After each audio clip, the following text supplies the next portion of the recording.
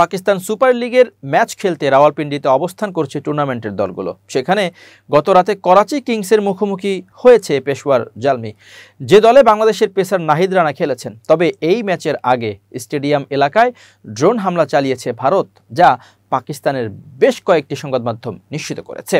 এ ঘটনার নিরাপত্তা শঙ্কায় নিজেদের দেশে ফিরতে চাইছেন পিএসএল খেলা বিদেশি ক্রিকেটাররা। পাকিস্তান ক্রিকেট বোর্ড পিসিবি একটি সংবাদ বিবৃতিতে আজকের ম্যাচ সরিয়ে নেওয়ার সিদ্ধান্তের কথা জানিয়েছে।